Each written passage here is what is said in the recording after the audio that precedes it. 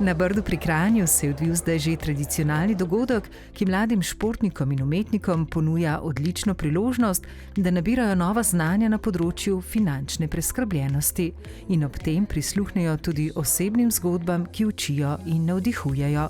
Tokrat za uvod tudi na humoren način s Cenetom Prevcem pred mikrofonom.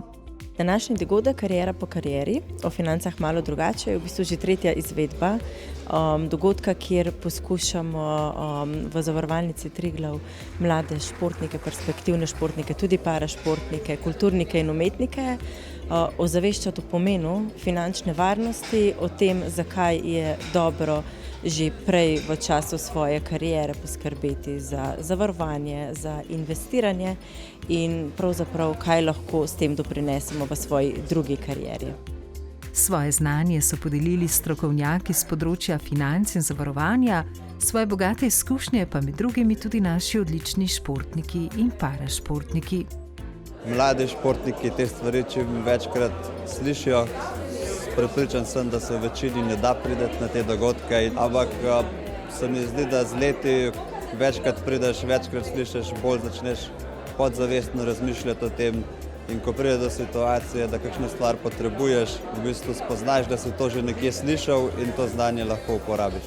Zavarovalnica Triglav s tem dogodkom je v bistvu postavila na oder zelo kompetentne sogovornike, ki govorijo o zelo pomembnih temah, kot so finančna varnost, kako pravzaprav upravljati s tveganji, in to se mi zdi, da so znanja, ki ti vedno pridejo prav, a si ti tekom športne kariere ali pa po njej. Gal Jakič je podelil svojo zgodbo mladega športnika in nenadne nepredvidene situacije, ki ga je posedla v invalidski voziček in pripeljala v parašport. Je povsem drugače, če vidiš, da je nekdo imel neko osebno izkušnjo s tem, pa da mu je neka stvar zares pomagala, pa kako je mogoče, ali pa bi mu pomagala, vkolikor bi se za določen produkt odločil. Tu pa so bili tudi predstavniki mladih upov, štipendistov zavoda Vse bo v redu, ki mladim kolegom s svojim zgledom pokažejo, koliko predanega dela, discipline in zaupanja vase je potrebnega, da rezultati iz dobrih postanejo odlični. Sem v bistvu pri mladih upih letos, sem v bistvu dobil finančno pomoč, tako da sem rekel, da je pač lepo, da se odzovem na tak način in da prijem v bistvu še kaj dati nazaj, v bistvu, kar sem tudi dobil. Tako da ja, v bistvu je zanimivo slišati te zgodbe drugih športnikov. Zmeraj mi je zanimivo deliti te izkušnje in pa se že veselim, da bom tudi jaz na vrsti.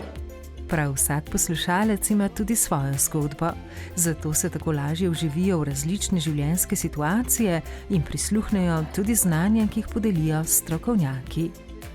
Že sem bil lansko leto tudi na tem dogodku, zelo zanimive teme imajo in marsikaj novega zveš. Bolj finančne stvari me zanimajo in je zelo zanimivo slišati kakšne nove produkte in teh stvarih, da se potem tudi lahko še potem naprej pozanimaš, kaj in kako. Všeč mi je tudi, da o drugih ljudeh slišim, pa njihove izkušnje, pa kako se oni spopadajo z različnimi stvarmi. Pa tukaj tudi spoznam podobne ljudi, kot sem jaz, take športnike, in zato mi je kar super tukaj.